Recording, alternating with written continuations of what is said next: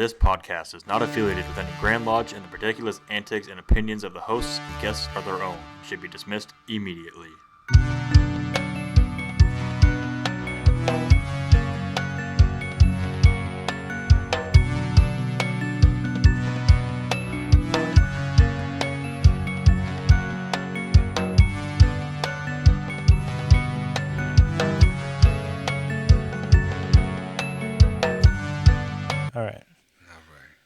All right. Thank you for joining us again tonight on episode 50 of Studio 357 Masonic Podcast. It's kind of like a milestone or something, right? Yes. Episode 50. What is that for marriage? Platinum? Old. Yeah. Long time. Gold without the G. That's what that is. No sense.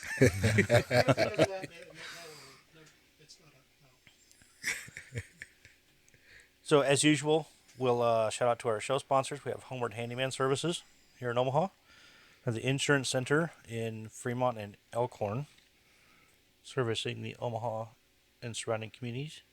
Something like that. I just came up with that all by myself. Ooh. The Corporal Dagan Page Foundation, and of course our new Patreon supporter. All of our Patreon supporters, but we have a new one.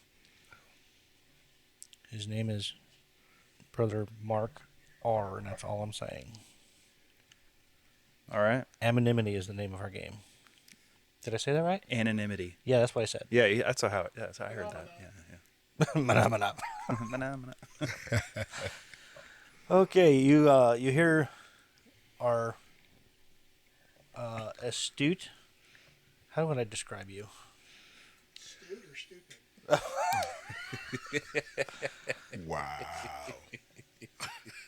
Our bald like me but older than me co-host Jim is in the background. That way. I'm your host Joe. My name is Eric. It is definitely not Ben. I've heard so many people call you Ben. Just to be clear. Wow. Yeah. All right, we have with us tonight. Percy. And what are you? What is your position in Masonry? Oh, in Masonry, I am the current 41st Conservator of Masonry. I'm the Grand Master, Prince Hall, Nebraska jurisdiction. I feel like I should have wore bigger shoes. I mean, he said that just really smoothly. I know. I really like that. That was good. We got the same kind. Yeah. All right. Hey, dude. Hey, dude. There you go. And you are? I am Justin Jones.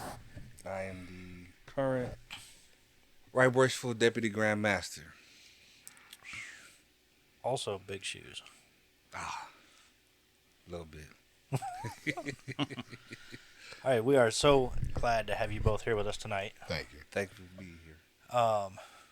What have we been up to, Eric, the last couple of weeks? I just finished up the last Grand Lodge School of Instruction as Grand Custodian last Saturday at Lancaster Lodge number 54. So shout out to them. Thanks for hosting. It actually went really well. Jim was there. Had a good time. And so now I get to play I get to do the nice grams, telling everybody make sure you get your proficiencies done by the end of the year. So I don't have to send a nasty gram. But other than that, just did the 8th degree for Scottish Rite yesterday as part of the Grand Lodge, and yeah, I'm busy. It surprises no one. I'm just going to say what I've not been up to. I have not been studying for proficiency, So do that. and I have not been directing the 5th degree for the reunion because we had too many guys out of town. Okay. Then. And then I'm not buying an acreage because the foundation was really effed up on the inspection. So you're really just doing a lot of no. Doing a lot of no. All right, I'm into that. What about you guys? Percy, what have you been up to the last couple of weeks, Masonically? Ooh, Or I guess- Masonically. What can I tell you? Just running our jurisdiction, making sure everything is running smoothly. We just had a little fundraiser, bourbon tasting. Our senior Grand Warden, Dwayne Jackson Sr., kind of led the charge on that. And so we have another one that's coming up, tequila and tacos coming up. I think it's next Thursday, I believe. December 4th. Oh, they changed the date. Yes. December 4th. So the I gotta date check got the schedule. changed. Yeah. So we look forward to seeing everyone there. Yeah. And then on the ladies' side, Everybody's invited, open to the public. Oh, we have lodge that night. We'll still be open. You ain't gonna be in lodge all night. And we're downtown already. Yeah. Swing on through. Right We'd down love to the have you street. come through there. I mean, our first one, we had a good turnout. You know, we got the word out. I think we just needed to get it out there a little bit earlier. So we're hoping that this time around, the tequila and tacos will, set it off. Where's that at? That's over at the Masonic Rec Room off 2414 Ames Avenue. A lot of people kind of remember the area as the 357 area, but that's where we're trying to change that image up, separating those. So the 357 is the bar that's in the front. Mm-hmm. The Masonic Rec Room is Is in the behind the bars in the back. So those are the things that we're trying to change up there as well. Okay. Also, we're trying to get ready for a major golf tournament to be held in the July time frame. Okay. We're trying to take it up on almost like a semi-pro level, but it's all amateurs. We're not asking anybody to be some Yeah. pros or anything. Just come out, fellowship, help us raise funds. We got a lot of work we have to do on our building, so we're working on trying to get a lot of things taken care of. Get some in our money building. coming in. Yeah. Yeah. Yeah, and so if we can, show that we can bring that money in, hopefully we can get some more outside assistance or, help from others Yeah. outside in the community. And then we're just trying to increase our image in the community. We do our neighborhood cleanup every third Saturday. I think we just had our final one not too long ago, last month. Excuse me. And so there's a development in the community. So the 24th Street corridor is Okay. developing. So there's a lot of things that we're involved with down that way. So, yeah. So if you're asking me what have I been busy doing, yeah, just trying to make sure things are lined up. And actually, make it easy for the line when we progress forward, Make Right. sure that the person behind me has everything that they need Mm-hmm. to be successful coming out on their first year, because the first year is really, really difficult as a grandmaster because you're trying to set Right. your platform, your agenda, Mm-hmm. things of that nature. And it's really the second year is when you really have to come out the gate and really, show people what you're really about. Yeah. No excuses. No, yeah. No mistakes. The first year you get the excuses, but that second year is pretty rough. All eyes on you.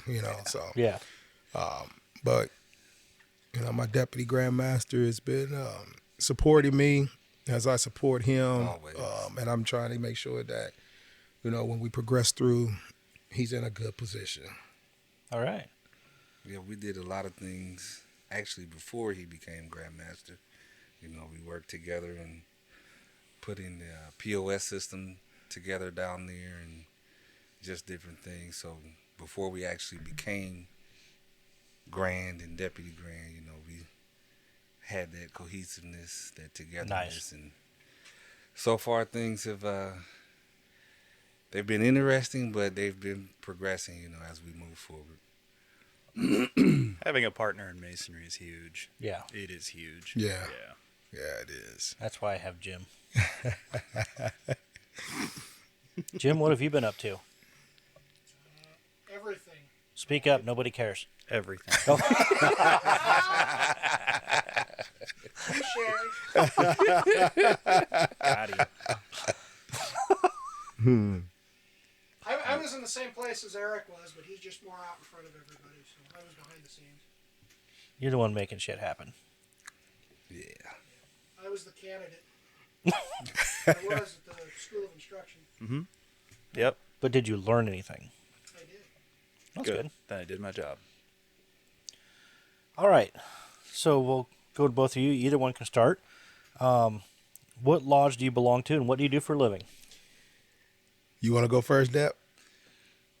What lodge? I belong to Rescue Lodge number 4. As far as what I do for a living, I am a dentist. I have my own practice. It's called Worthy Dental, hence the hoodie, located off 6530 Sorensen Parkway. Really? Yes, and I'm a teacher at Creighton. And so on Thursday afternoons I go to Heart Ministry, located off of 24th, and I'm gonna say Benny, Okay. 24th and Benny. I want to say. And Friday afternoons, I teach I'm an oral surgery adjunct professor. So I'm in oral surgery in the afternoons on Fridays.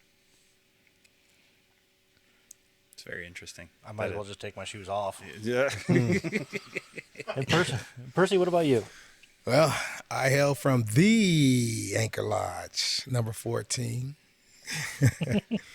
I'm currently retired. I got retired in 2019. Hell yeah. Couldn't take any more. So it was time to take a knee. So I took a medical retirement out. Had some issues that, that sounded good, didn't it? It's just Coke Zero, guys. Calm down. Speaking of which, I can't reach my beer. But yeah. I'll be glad so to be able that's to what say I that do. one day. What else did you need from me? What did you do before you retired? Yeah. If that's okay to ask.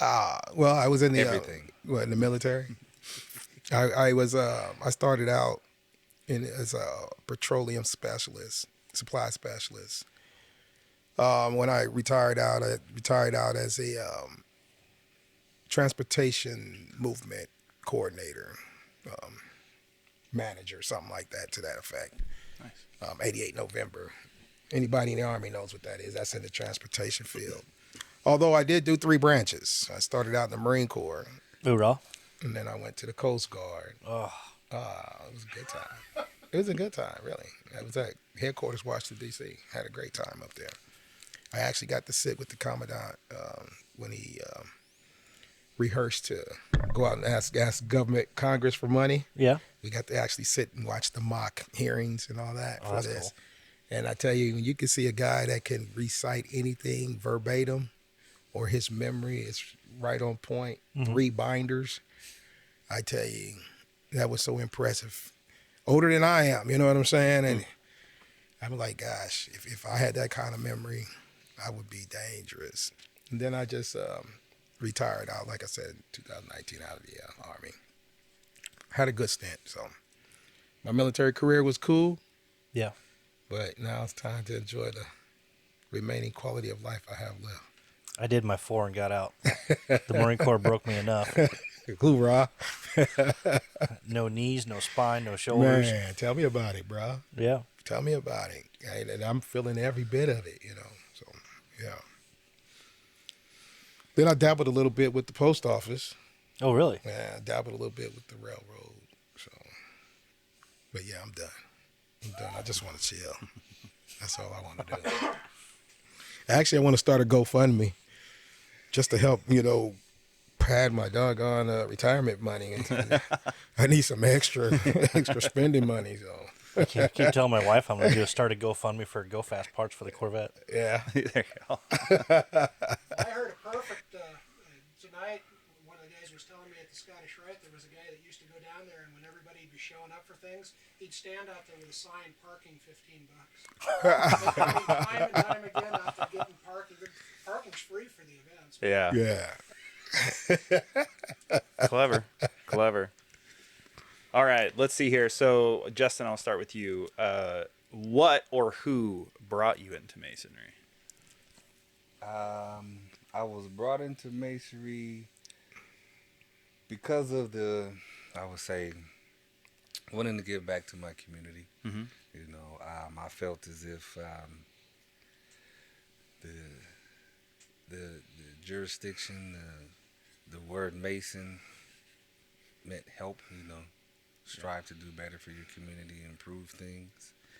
And I was actually brought in by a past grandmaster of my lodge, Glenn W.D. But it had been, as a kid, we used to go to the Christmas giveaway in where I'm from, Racine, Wisconsin, and we would walk to this big brick building. As a kid, everything is big and massive, and we would get a ticket, stand in line, and you would just go around the whole building and get gifts and candy. Remember those big candy canes about that big. Oh, yeah. Oh, yeah. Yeah, so we would get those candy canes, and I was in heaven. But it just always intrigued me to wonder, see what was going on and how many people they served, and I was curious about how were they able to do that and things like that. Mm-hmm. And then as I got older, going to college, getting into the fraternities, things like that, just watching them and how they operated. It was just I was always interested, but never really had the time to get into that. And so as I got older, I had an opportunity. Things were kind of slowing down for me, and I said, okay, this would be the perfect time to see what I can do as far as getting back and give it to my community. Yeah. How long ago was that? Did you join? 2018. Oh, okay. Yeah, June 9, 2018. That's when I became a Master Mason. There you go. Actually, the wedding day of one of my best friends. Oh, So I'll never forget that day. there you go. Yes. Very good. What about you, Percy? What brought me into masonry? My younger brother, who's currently my grand auditor, and actually a brother in my lodge. We discussed becoming Masons together. So when I deployed in 2010, I had enough time on my hands to go ahead and pursue it. So I pursued it. I got raised to a Master Mason in April 26, 2011. So it's like, 14 years now I've been traveling.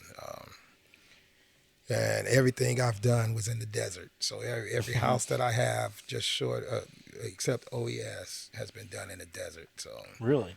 yeah, you see me walking around with a jacket, it'll say desert houses, because I'm true to that. It was a great experience. I wish I could have experienced it with my brother at the same time, but I'm still experiencing it with my brother now. Right. This journey has been fruitful for me. It's been humbling. It's been very interesting, especially when you're sitting at this level and you got all these backgrounds, all these different, attitudes and personalities that you have to deal with. And I say, 14 years of traveling and making it to this level is truly an honor for me, because it's unheard of for anyone to be traveling that short amount of time to actually sit in a spot and, such a magnitude as this one. So, That's how I feel. yeah, it's a lot of work, and all eyes on you. Like I said, earlier, everybody would say, okay, you did a good job when you do good. But when you do bad, it's like a party when you're doing bad. You can't stop. You can't stop the downward spiral. So, yeah, and then coming into the masonry, I found out after both of them died, both of my grandfathers passed away, and I had one that passed away in 86 after I graduated. I didn't even know he was a Mason. I didn't even know he was a 32nd degree. So that was a drive there as well. And then my grandfather on my father's side, when he passed away, he passed away as a 33rd. So I was like, oh, wait a minute. My mother's father, I understood what he was trying to do as far as masonry. He was trying to teach me. But, when you a teenager, you're a knucklehead, Eric, you hear me? I teach kids a lot, and sometimes I say what I think is wise things, and they look at me like, you stupid old man. Yeah. And so now You have no idea what you're talking about. And then I think about it, I'm like, oh, that was me. Never mind. Yeah. And so now I'm sitting on this side. I'm like, okay, I understand now. So yeah, that's what got me into masonry. It's just the interest and seeing some of these guys every now and again, in the Omaha area doing some work. So All right. So we'll go in the opposite order this time. Percy, how much traveling have you done as a Mason? Out of the 14 years, I really started traveling when I got back home in 2013. So around 2015, when I actually demitted into the jurisdiction, that's when my travel started. So it's been, what's this, 5, 10 years now? Yeah, so I've been traveling for 10 years. I even had the opportunity to visit the Grand Lodge in England. Really? Have also my wife and I, we have our name in the book, so as being a visitor. So That's cool. that was an interesting thing for me, and it's very Yeah. awesome. And I encourage every Mason to go visit the Grand Lodge of England. You will really be amazed of things that they have in this building. I could just tell you, they have one door that is balanced perfectly. It's balanced perfectly that you can push it with your index finger. Really? That's how balanced that door is into the temple, the main chamber. So, very impressed. So, if anybody, I just encourage every Mason to take that pilgrimage. I haven't been to England, so. Yes. But so traveling as far as, we'll just say outside of your jurisdiction. I've been traveling ever since I came in. Yeah. Actually, the first place I traveled to was Minnesota for our Midwest Regional Conference. Yeah, that was the first time, and I've been to Kansas, Kansas City, Ohio, Both big St. masonry Louis, states. back home, Wisconsin. I mean, just been traveling ever since, you know. Yeah. I think that's when you really get a feel for masonry Mm-hmm. and a better understanding on how you're so much alike but yet different as far as the different jurisdictions, you know. Right. For the most part, everybody has their own problems and issues, but they're kind of universal, you know, as far as the numbers dropping off and, you know, things like that, trying to recruit and just get yourself out there, you know. You meet a lot of interesting people along those travels. Yeah. You know, you get to discuss different things and just get a feel for your brothers and your sisters out there.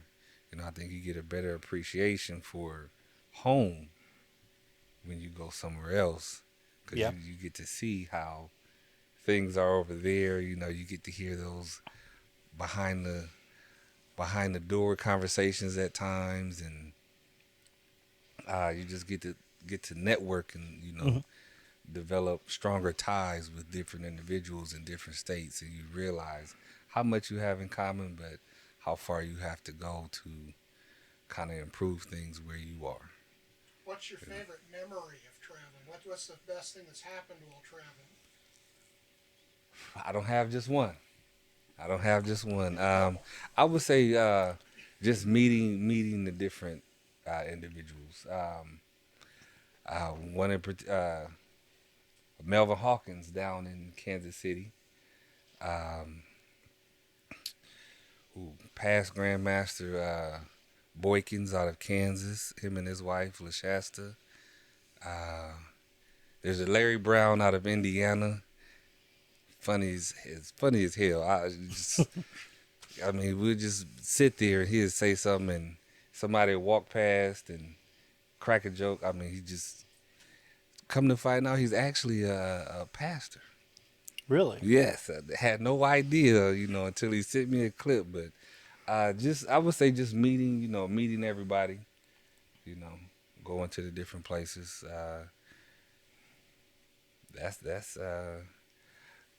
Okay. So as far as a good memory, there was a bowling, Quinn State, where we were. I want to say we were in Kansas. And just the bowling tournament and everybody that turned out and just the fellowship and how everyone came together and you know, got along, and it was just a beautiful time of masonry.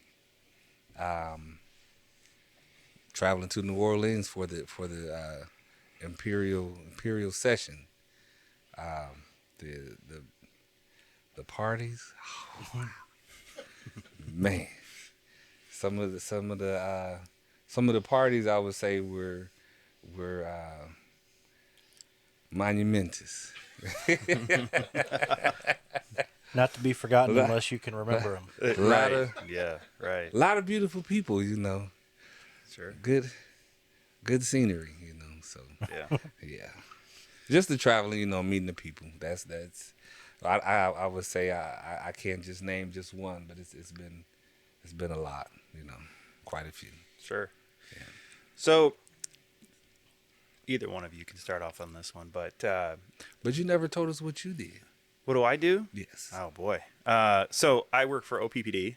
Okay. But I am, well, my job title is energy consultant, which is a terrible job title because it has nothing to do with what I do. Especially when I tell that the kids are like, "What's your job?" I'm like, "An energy consultant." Huh? So what I tell people all the time is I'm an energy advisor and energy educator. So I created an energy education program for kids 3rd grade through senior in high school, and I teach energy classes. Okay. And I had over 4,000 kids this year that I taught. So I do a lot of that. I also a lot of education with like energy efficiency, energy conservation. How does electricity work? All sorts of stuff. I'm doing our holiday message for OPPD here in November, so that'll be kind of fun. I asked for, this is a Masonic kind of thing to me, but I was like, "Do you have the script for it?" She goes, "Well, it'll be loaded on teleprompter." I go, "But I'm going to memorize it." She goes, "Who does that?" I was like, "Me." I memorize it. I'm not reading on a page. Give it to me. Well, so when you read it, it sounds like you're reading. That's right. Yeah, it's not my words either. So Yeah. Yeah.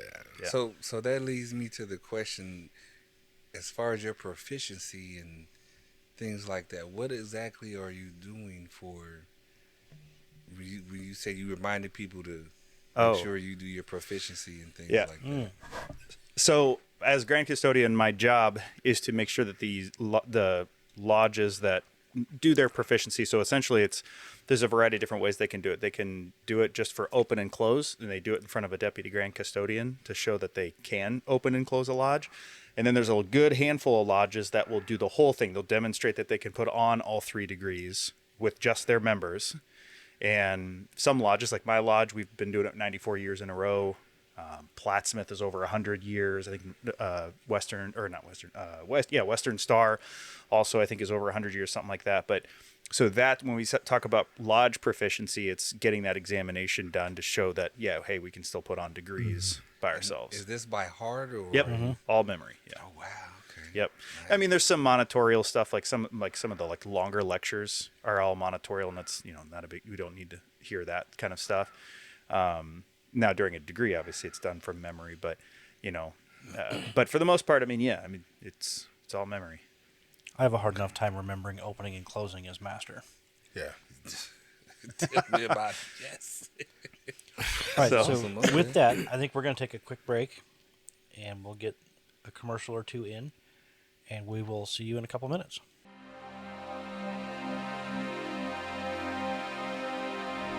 Demonstrate that love never ends through the commitment to support past and present service members, the communities that surround them, and the loved ones of those whom we will never forget. Visit deganpage.org for more information.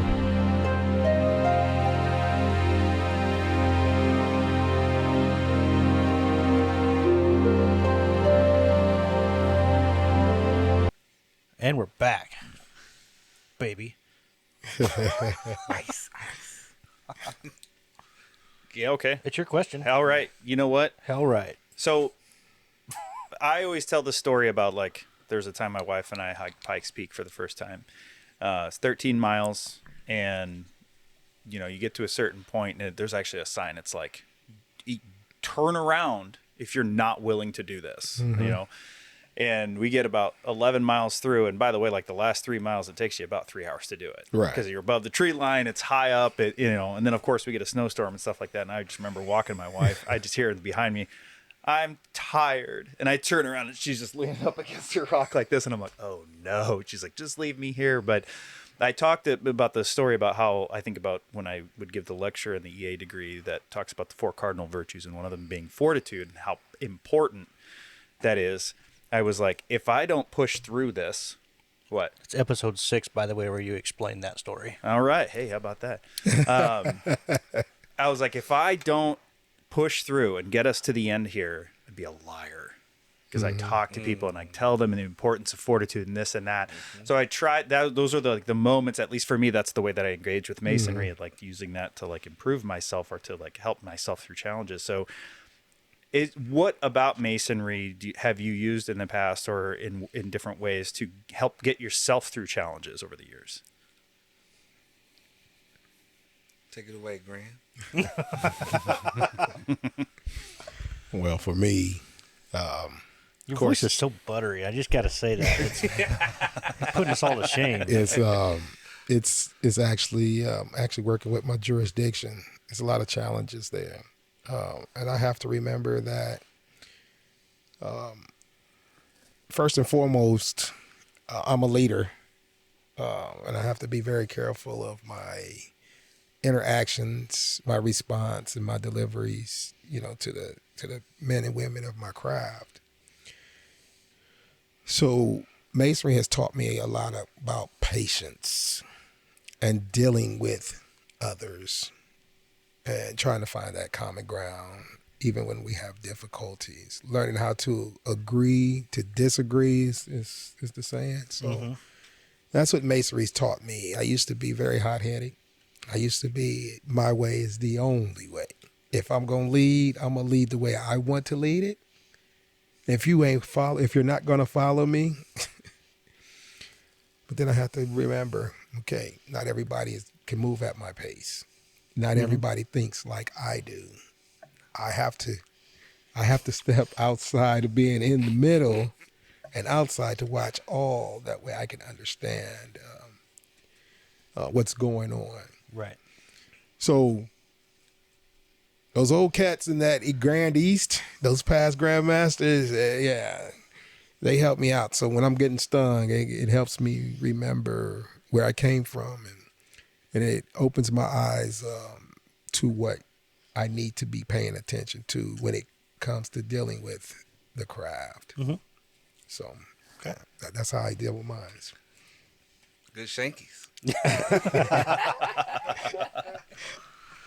He said, used to. What? He's already done. Man. He said, used to. Used to be a hothead. Woo, okay. All right. But nah. Love him to death, though. I would say, for me, just taking the lesson of, and I mean, you put it into a lesson of subduing your passions, because there are so many times when you want to let them have it, and you have to remember, as he said, being in a leadership position, you have to choose your words. You have to watch what you say as far as biting your tongue. I know my tongue is tore up right now. Man, there's so many times where you feel as if you've done enough of subduing your passions, and now it's time to let it out. Then you have to pull yourself back and, nope, it's still time to subdue my passion. Yep. Still time to subdue because being that we all come from different backgrounds,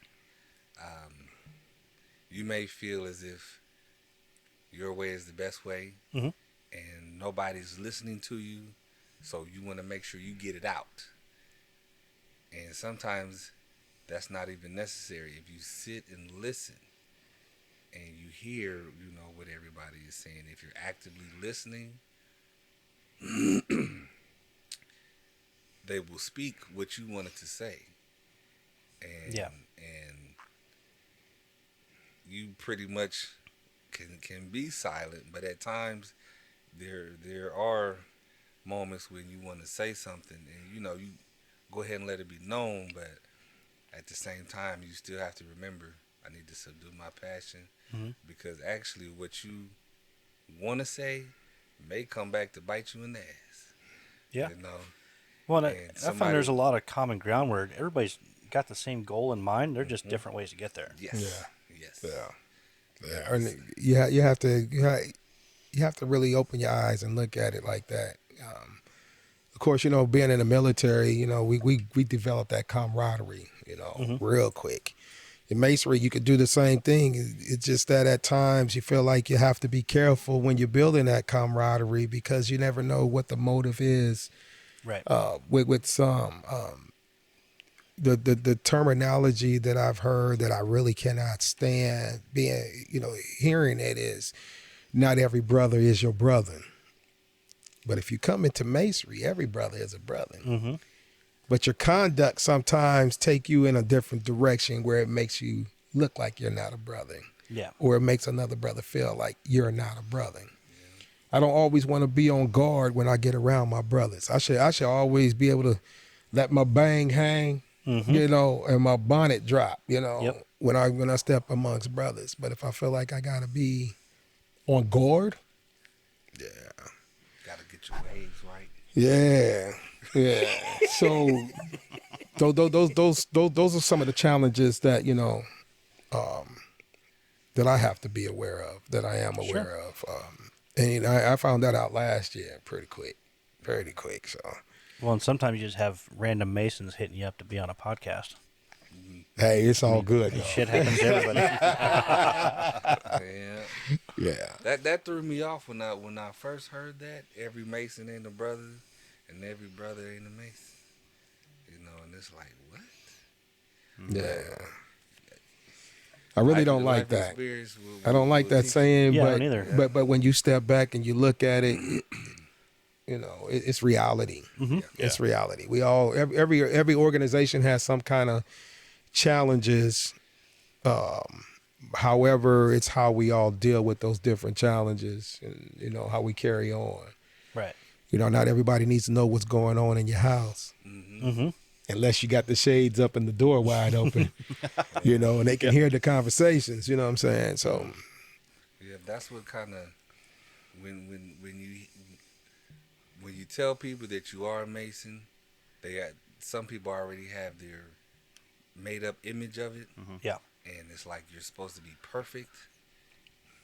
In every organization, because it's a collective of different individuals, you are going to have that infighting. Mm-hmm. You are, some people, you're going to have those, you're going to have those cliques. Yep. Me, I like to feel like I'm not a cliquish type person. I deal with who deals with me. Mm-hmm. I don't necessarily need a group of brothers, to come around and be a yes man or anything like that, because that's never how I was growing up. For the most part, I was in the classroom by myself, so I'll be the only black person in the classroom. In college, I'll be the only black guy in my chemistry class, or things like that. So that prejudice that comes with being a Mason, and sometimes you just have to, I would say, embrace it, and just let it be known that we are different. We are appreciative of what we have, and we will show you the same love, that we show everybody else, because we care for you, because who we are as individuals, Mm-hmm. I always like to say that most Masons, I say most as a general term, but most Masons were Masons long before they took the obligation. Made in your heart. Mm-hmm. Yeah. Mm-hmm. Yeah.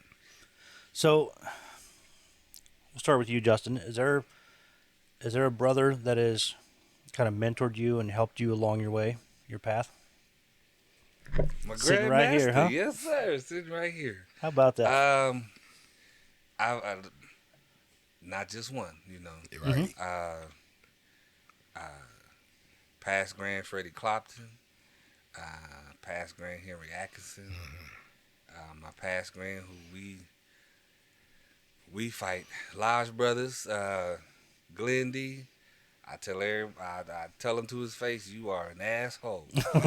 You know, love him to death. You know, but we fight like cats and dogs. But if there was something that I needed, he would be one of the first brothers that I go to. You know, I love him to death. Yeah. I mean, it's not just one. You know, it's the collective. You know, and starting to acquaint myself, you know, with the AFAM. You know, you guys have some pretty good brothers on, you know, over there on off of 84th Street as well. So, Yeah. you know, it's not just one.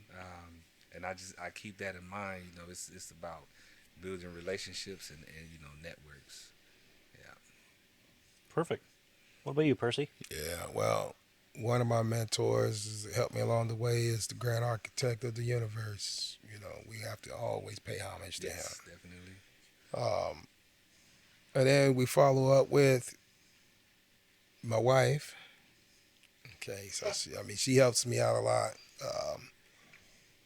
We don't discuss. We don't. Masons though. We don't discuss masonry or OES. You know, inside my home, but when she knows that something is going on, she can see it, and I'm not willing to discuss that with her.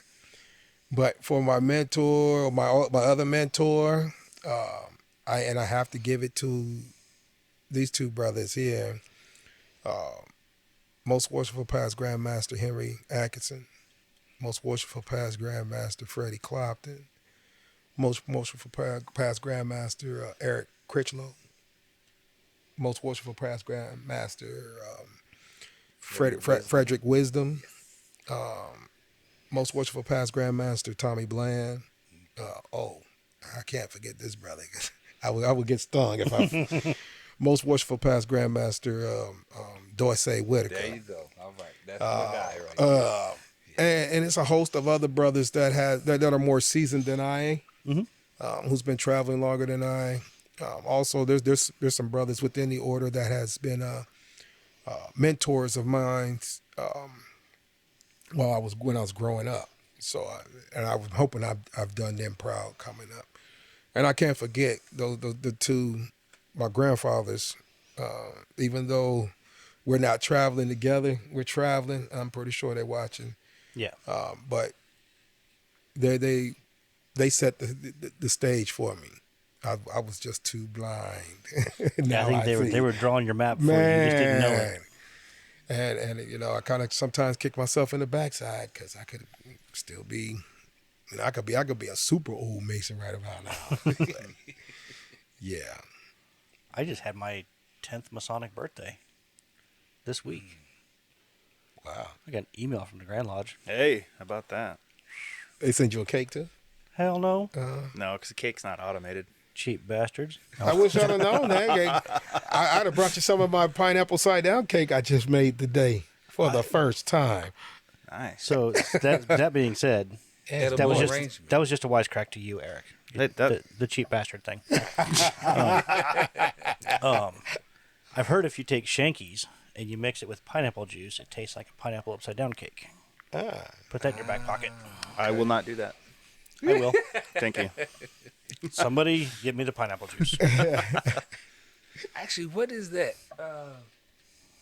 What is it made of? Made from?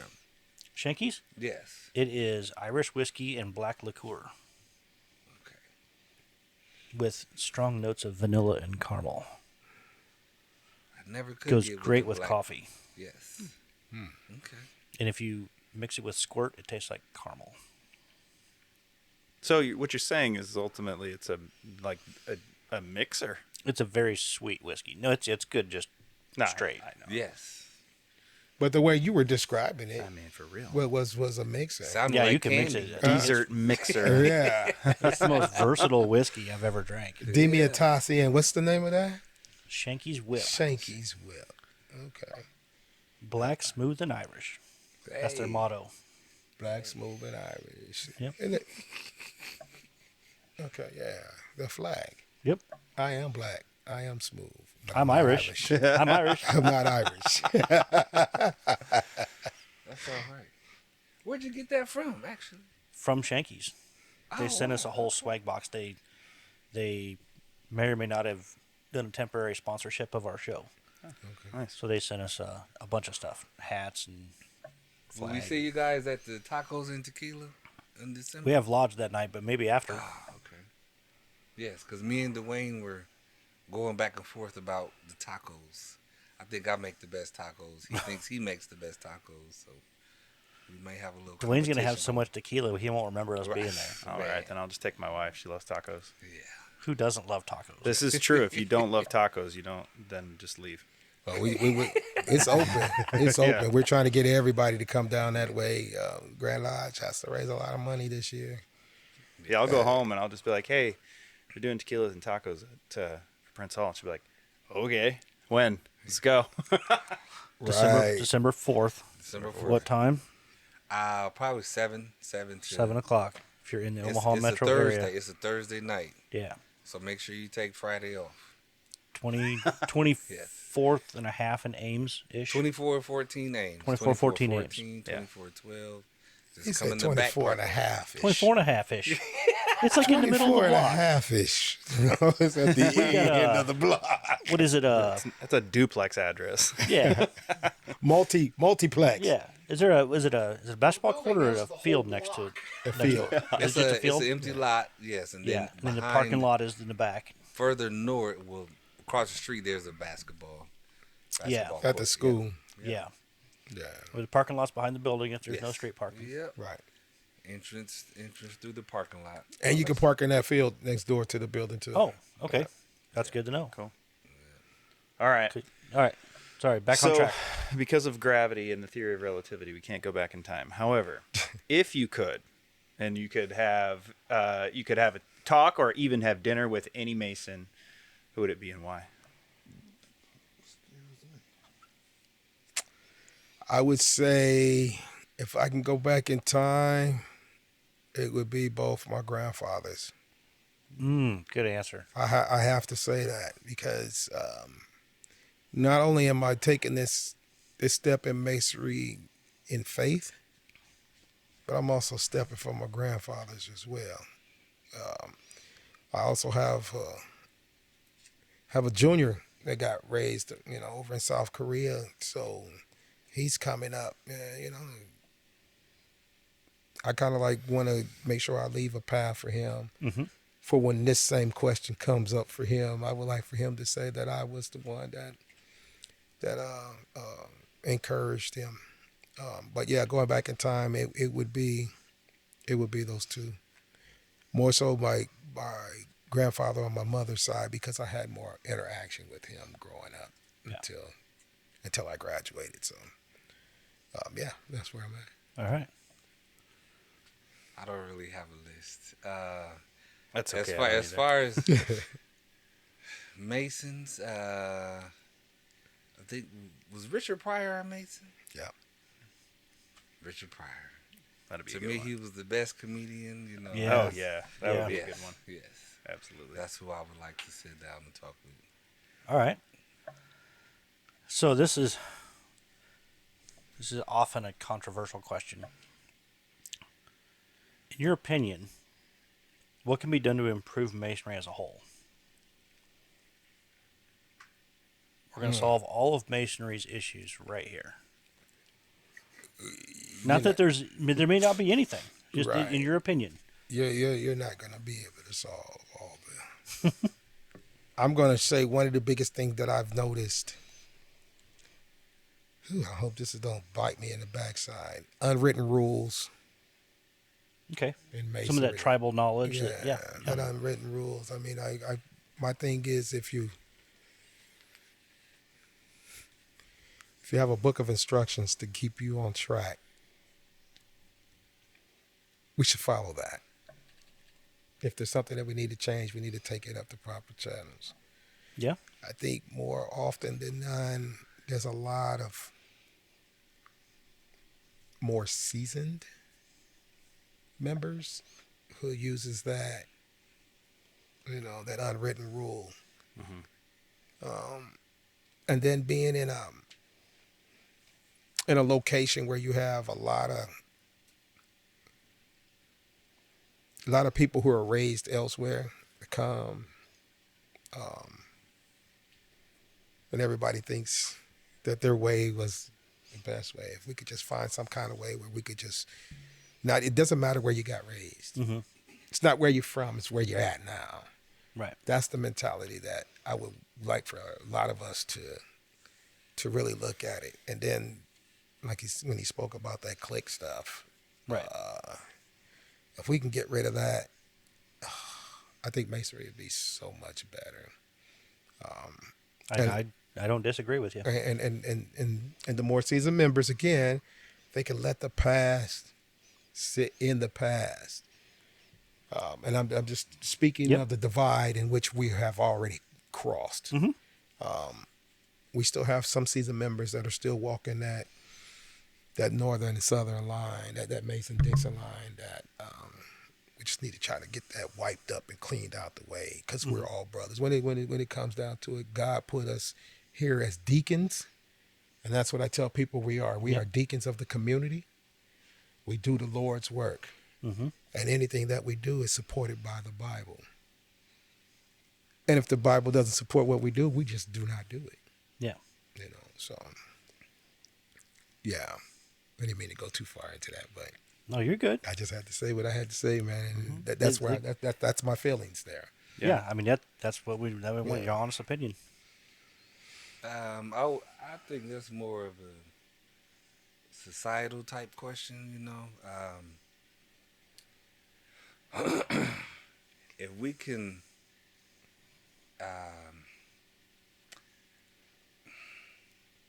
okay. Part of what gets me is when you have people who say, I don't see color. I don't see your color. To me, that's bullshit. Yeah. You see my color. I want you to see my color. Mhm. I see your color. Right. You know, it's about how you react to that. You know, so acknowledge the fact that, yes, we may look different, but we are still all human. Right. You know, so acknowledge the fact that, yes, there is black, white, you know, Asian, Hispanic. Acknowledge that, you know, embrace that. But during that time, and then you act accordingly. Right. You know, you don't treat anybody differently because they are of a different race or anything like that. Right. You know, if you embrace it, you acknowledge it, you take it in, you get it. Mhm. And because I believe you treat people how you want to be treated, Exactly. regardless of what they look like. You know, Mhm. if they're the LGBTQ, you know, all that. Don't care about any of that. How do you treat me is how I'm going to treat you. Yeah. You know, so acknowledge the differences, but at the same time, you don't treat anybody differently because of the differences. Right. You know, we're all brothers. That's what I love about masonry is that, you know, when we meet on a level. Yeah. You know. Believe it or not, I'm short, fat, and bald, and I still have friends. Wait, say that again? What? That you're older than me? Yeah, but you had friends. That blew my mind. Oh, you're a friend, whether you like it or not. You know, you was brother, you Yeah, know. bro. Yeah, we were just talking about that. Yes. So, you know, just accept that. But as he was saying, you know, the Mason-Dixon line, I would say that was one of the things, and this might be controversial to, you know, but when most worshipful past Grandmaster Freddie Clopton, you know, became past Grand, you know, it was more of, oh, he's with the AFAM, he's always over there. And I was thinking to myself, so? Yeah. You know, that's dumb. You know, if anything, he can bridge the gap. Mm-hmm. You know, he has more connections and bring us together, you know, better, you know, than what we have been. So what? Yep. You know, just accept it for what it is and try to move from that, you know, try to improve that relationship. yeah, You know. He's a great guy, too. Oh, yeah. So he's much- awesome. He's so much awesome. fun to hang around. Yeah. I got him hooked on the Shankies. He blames me. You got him on. Okay. Yeah. Yeah, because he What showed. about the monkey shoulder? Yeah. Who got him on monkey shoulder? That wasn't me. Okay. No, when we had him on our show, I think that was Mike. Okay. 'Cause we had him on the show and had him try the Shankies. And man, he's at the Masonic family reunion. He showed up and he said, "Hey, I got some Shankies if you want some." Yes, and we killed that whole bottle. Guys did. Yes. Matter of fact, I spilled it on my pants, and it was all on. I was like, "Oh, what the hell?" You Yes. said it, not Yes. us. Yes. Yeah, I yes, wasn't gonna bring it up, Yes. but I'm glad you did because it was said, funny. I couldn't believe it. Sticky in the eyes. Oh, this is some bull. You know. Yes. What were you gonna say though? I don't know. You just it was dealing with something with the. Never mind. Just accepting the fact that you do see the color, but I think the statement when somebody says I don't see color is like I'm actually, it's kind of like but you're admitting that you do because you're saying that. Right. Why would you even say that? Yeah. Like, you know, I mean, I think There's a difference necessary. between saying like I don't see color and saying I will not respond. I will not treat you differently because of your color. Well, it's And like- it's two very different Right, outcomes from that right. to speech. say that somebody doesn't see color is That's ludicrous. it's bullshit. Yeah, You got bullshit. eyes. You got rods No. and combs. No, I think a better way to say that is your color doesn't matter to me. There it is. Right? I don't give a shit if Yes. you're black, brown, purple, blue. Yeah, I English don't care. language has plenty of fucking Our- words. Our first few Rearrange minutes. them. Yes. And I think it's an admission that you feel uncomfortable. If I have to Right. say something about it, I feel uncomfortable about the way I feel. Right. Yeah. Right. That's crazy. Yeah. Yeah. I remember in dental school there was one of my classmates named Matt McLaughlin, and I want to say he's out in Idaho or something like that. We would sit and have discussions about. Actually, this is when George Bush was president. We would have discussions about color, and I would call him a racist, and he would call me just all kind of names, but we would sit, and when we started discussing, race relations, we would have a lab full of our classmates, and you could just hear it go silent, and everybody's listening to us interact with each other. And I think more of those types of conversations are definitely warranted, so that you can kind of see, you can see the beauty in it, you can see the ignorance in it, Yeah. all at the same time. Something you may not agree with, but hey, maybe this is what you were thinking. And then, if you feel the need, you can join in. Yeah. But, just to start those conversations, have those conversations, me and him, I'll never forget, we would just sit and go back and forth, kind of like on a daily basis. And he was one of my good friends, I would say, in dental school. We developed a That's good awesome. friendship, because Communication is where it all of that. starts. Yes. There's a nuance to it. I mean, you can't, obviously we not to beat a dead horse about social media, but it's not the place to have any useful conversation about anything. I feel like what ends up happening is you have this whole big bin of tools, and all you have to do is screw in a screw, and you're like, it's just full of clutter, and you're just like, I'll just grab this thing, and you're just using the claw of a hammer to like screw the thing. Whereas if you just wait a minute, you take a second, you kind of clear things away. That's like kind of have like the equivalent of like having a meaningful conversation to go and find the screwdriver. And be like, oh, okay, I'm gonna take my time with this, as opposed to just like right off the bat and just like speaking emotionally, Rapid and fires. especially unintelligently emotionally. Yeah, it's kind of messy. So me being a Because mechanic, I like to dumb it down as you use the right tool for the right job. Yes. Yeah. And because we disagree does not mean you are my enemy. Right. Yeah. That's what gets I me. don't Oh. hate you because you believe, because you're a Trump supporter. Yeah. You a Kamala Harris supporter. Okay, that's who you support. That doesn't Yeah. mean you're an evil person or a bad person. Right. That's just, you have certain beliefs that align with that particular individual. I don't hate you because of that. Right. We don't have to be enemies because of that. Only if they put the toilet paper roll on backwards. That absolutely is grounds for, yeah. Yeah. And if they squeeze Yeah, the toothpaste from the we, middle, we got problems. We should do a whole episode yes. On the squeezing toilet paper? No, squeezing the toothpaste tube in the middle. Oh, that That's pisses my wife. me off. My wife is the claw. She just grabs it and just goes for it. And I'm like, forget it. Yeah. Whoa, And when now it's that's empty- controversial. The other topics okay. Leave that one alone.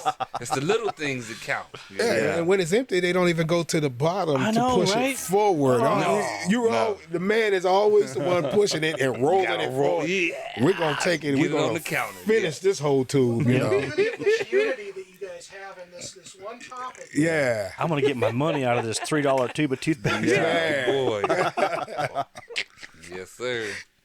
All right. Do you want me to do the next one? Sure, go All right, for it. cool. So there are plenty of conspiracies, misconceptions, and stuff in Masonry. I think we all kind of know that. The Illuminati thing. We actually had somebody show up at Mercer last week and was like doing this in the window and was like, I'm coming back. And Celio, if you haven't met him, he's from Benin, Africa, so he's got a French accent. And he's our Worshipful master this year. And I told him, I was like, oh, he's like, there's some guy at the door. And I was like, is it this guy? Because it was from our security camera. He goes, yes, it is. I was like, he can't be here. And he goes, okay, hold on. He goes down there. And the guy's like, I just feel like God brought me here, man. He's drunk. And Celia goes, oh, I do not think so. And the guy was like, well, is there a time that I can speak with? And he goes, no. And the guy was like, is there a time that I can come back? No, there is not. You need to leave. And the guy was like, oh, okay. And he just took off, and the guy never came back. Oh my goodness. It was hilarious. But so is there anything that's like specific to Prince Hall that are conspiracies or anything like that? The Illuminati. That's all I can tell you. Every time I speak to someone, not every time, majority of the time when I speak to someone that I may have some qualities that, we could use, we just conversate with that one. The Illuminati is the one thing that I have the biggest challenge with. Sacrifice babies. Man, and I'm looking at these people. Do you really think this really happens? And do you think it would be going on this long if we were doing things like that? Again, I tell them, we're not a religious organization, but we're faith-based. Right. What we do is supported by the Bible. Now, if the Illuminati is doing stuff out of the Bible, is doing something that's supported by the Bible, then somebody needs to point that out to me. But other than that, stop using our symbols. Yep. Stop using our signs. Stop using whatever it is that's attached to Masonry and to that ignorant cult that no one can actually explain to me, the Illuminati. And if it's so fantastic, just do your own thing, right? Quit Right. dragging us through the mud. I'm not forcing you to come in here. Mm-hmm. You just mad because you can't see what we do behind the closed door. But that's with any organization, Yep. a fraternity organization. Even the military. If just because you can't see what we do behind the door doesn't mean we're doing something Nefarious. evil. Yes. Yeah, nefarious. Yeah, Taking over the world, one right, green bean at a man. One raffle ticket. And so when you step up and you start challenging those people who are adamant about us being Illuminati, first of all, I asked them, when did you read this? How did you hear about it? Who taught you about the Illuminati? And most of the people that I've spoken to about this, when they're trying to compare Masonry to Illuminati, they have been incarcerated. You've been forced to sit down just to read a book for so many years. And that's the book you chose to read? That's the book you chose to use as a foundation of your life? That's the book you chose to use as a foundation of you selecting an organization that does good for the community? I don't think so, bro. You might want to pick up more books other than that Illuminati, or something that you can compare your mouth when it opens. Yeah. And you got all this foulness coming out your mouth because you're not understanding the true nature of Masonry. But you will indulge because of what you hear and what you've read about the Illuminati. Yeah. There's a very helpful 10 pages in a book called I think it's The Secret history of America or something like that. And it's just and it talks about like where the Illuminati started from Adam Weishaupt back in the 1700s, and it lasted for 10 years and then it was dead. And that's the thing that they keep bringing back, is because at the time it was trying to get world domination, and they did not do a good job of it. Right. And then in the 90s, when pretty much anybody could publish a book, that's when and then the internet was new, and no one knew anything. It was like, well, it's on the internet, it must be true. Like that was the whole thing back in the 90s, and that's why you get a lot of the conspiracy theories like blossomed in the 90s, because you could just say whatever you wanted, and nobody knew how to fact check anything at the time. Right. So right. but there's a really helpful 10 pages in that book that basically explains like, yeah, it's not a thing. And the History Channel. I was going back to, we watched the History Channel to fall asleep. Started as a thing that was boring, and my wife would just get bored and she'd fall asleep. Now she's into this shit. So I went back and started America's Book of Secrets. And my wife is hollering from the bedroom one night. I'm in the living room, so she's, come in here, they're talking about Freemasons. This episode is so old, Chris Hodap did not have gray hair. Like, he was a young man. The guy that wrote Freemasons for Dummies. And they had him on there, and it was really great. And then they had, who's the guy that just went wacko? He's Alex Jones? Yeah. Yeah. Then they had him on there, and they're both trying to like make points. It's like one is a Mason, and the other one is a conspiracy theorist. That's the thing to me. Is like, it's always people had never done it. Yeah, and don't even know people that are in it. That they're like, the guy that is off the street. Tell me about this organization that I'm a part of that you know so much about. Educate me, please. Yeah, yeah. Please educate me. I've had people do that. Yeah. Oh yeah. People tell me all the time, oh, I know more about masonry than you do. So see, Really? This is how I shut down some people with that kind of nonsense. So I've been playing drums for almost 30 years. And I asked somebody, I said, you watch 10,000 hours, because usually they say 10,000 hours you become an expert. You watch 10,000 hours of people playing drums. Do you think you could play drums better than me? You're like, well, no. And I said, well, why not? Well, because I wouldn't have played. So you didn't do the thing. Yes, that's the big, it's like you can read as much as you want, but if you don't go actually do the thing, it doesn't matter. There we go. Yeah, there we go. It doesn't matter. And that's one of the biggest things, especially on the north side. I'm not understanding how you talk about you want better for yourself, but you steady drowning in the gloom in which you're trying to present. Not everybody wants to be miserable. Misery loves company, but I don't want to be miserable with you. I'm good. I haven't had enough misery in my life. I know Mason is doing a lot for me, and I see what it's doing for other brothers that are partaking in the order. And if these people who are interested, because I believe that's what that is. It's interest. You're trying to get you're trying to get the information out of me, but you're starting it off in a conversation that we shouldn't even be having. If you want to know something about masonry, if your interest is there about masonry, just be true to yourself when you ask these questions about masonry, because the response I'm gonna give you is going to be true to the hilt, whether you like it or not. I don't like sugarcoating, and I don't bullshit you.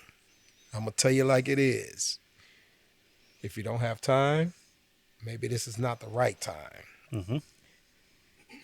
If you don't have the finances at the moment, because that's how the order functions.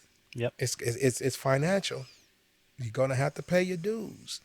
If you feel like you're not going to be able to stay on top of that, maybe this may not be the right time.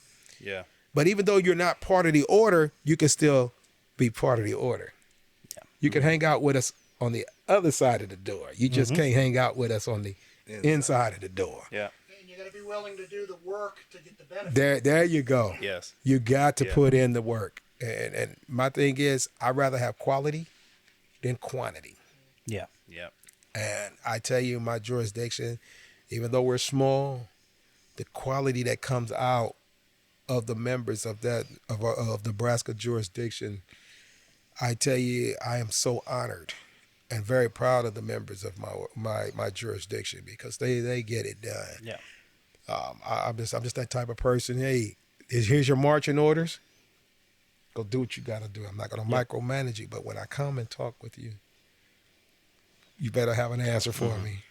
You better be able to answer the questions in which I'm asking you, because I'm giving you the rein. I let it go. I'm giving you the rein. You're a grown man. You're a grown woman, or whatever happen to be. If you can't justify or answer the questions of things that you're doing, because there's people, even though I am the Grand Master, there's other people that I still have to answer to. Oh, sure. You know, I got predecessors that hey, you know, we understand your vision, but let's not forget where masonry come from. Yeah. True. But on top of me not forgetting where masonry is come from, you have to understand that masonry needs to evolve as well. Well put. So, yeah, that's where I'm at with that, bro. I enjoy it. All right, let's take another quick break because my bladder's about to overflow, and we will hear from another. Was that TMI? No, it's okay. It's good. Just making faces. Just making faces. All right, we'll be back. About 8 pounds lighter. Boy, that's a lot. It is. Okay. You wanna change seats? By the way. What did I? No. What? We'll be right back. At Homeward Handyman Services, we pride ourselves on being honest and giving every job the attention it deserves. Owned and operated by a master mason with 2 decades of expertise in home repair. We are bonded and insured, and we carry the highest standards when it comes to taking care of your home. Whether you need a faucet changed or a light remodel, we can take care of your home improvement needs. Call Michael at 402-915-0824 today for a free estimate.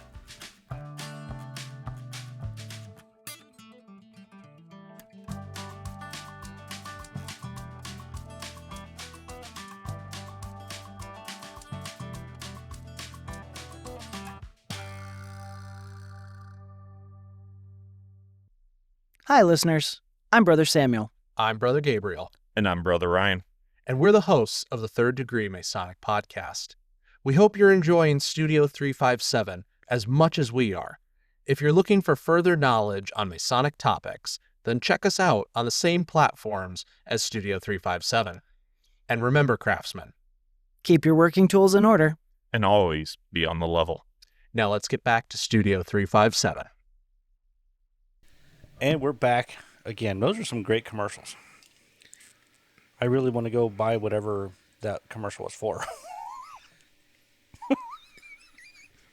Smoked turkey Okay. neck bones We got enough time. I already did. on some rice. You already bought it? I did. Good job, Jim. Have you been to OTB? Way to be a team player. Yeah, I've been there, but I didn't get to order anything. The line was too long, and I wasn't about to sit there and wait. They're back open. What's this? OTBs. In Benson. It's called Off the Bone. It's a turkey leg. Dressed up. Any Yeah? kind of way you want it dressed up. Really? They have wings and fish and burgers and things like that too, but it started with the turkey leg to where he smokes them. You grab it, and if you shake it, all the meat just falls off the bone. Oh, Yeah. First restaurant I've been to where all the sides were good. That's enough free publicity. Yeah, I was gonna say, my lodge is in Benson, so Yes. I guess that's where we're going next time. Yeah. show's over. Got to go to Benson. Next to the pool. Musette. Yep. Okay. Next to the museum. Yep. All right. Bucket list item. All right, let's jump back in here. What do you say to someone that's interested in masonry if they come to you and they're asking about masonry? We kind of touched on a little bit.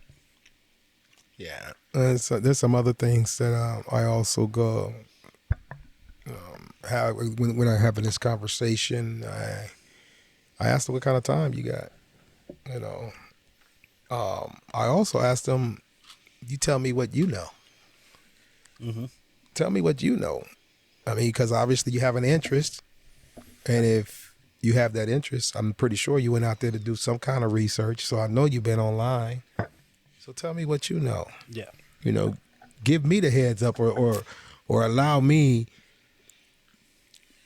to follow behind what you're trying to, what you're intrigued about through your questioning. Mhm. So in order for me to answer your questions, I have to ask the question, what Right. do you know? Because my thing is, if you're asking me a question, you already have a preconceived notion of what you're researching. You already Right. understand what you're going to ask. You already have it in your mind. It's the way that you want to process it. So you tell me what it is that you know. That way I could probably say, yeah, do I want to spend any more time with you? Is this going to turn into a Illuminati conversation? Right. And not only do I ask them about time, like I said earlier, it's financial. And there's going to be some times where your family is going to have to take the back seat because you got projects that has to be done. And we always seem to get to work the project all the way down to the 11th hour. And it feels so much like we started late or behind the ball. Yeah. But the things I would say to them, tell me what you know. And I'm going to let you know time. I don't care if you give me 30 seconds of your time. At least we could see you. It's time. It's a matter of how you do your gauge. Mm-hmm. And then, that finance.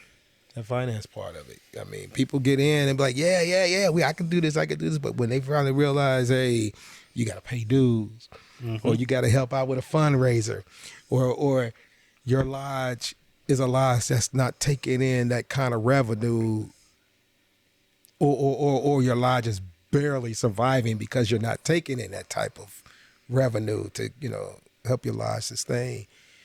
So it's a lot of things. And I'm just honest with them about it. Sure. I'd rather for you to come in for the right reason than you coming in messing up something that is beautiful for everybody, if everybody gave it a chance. Yeah.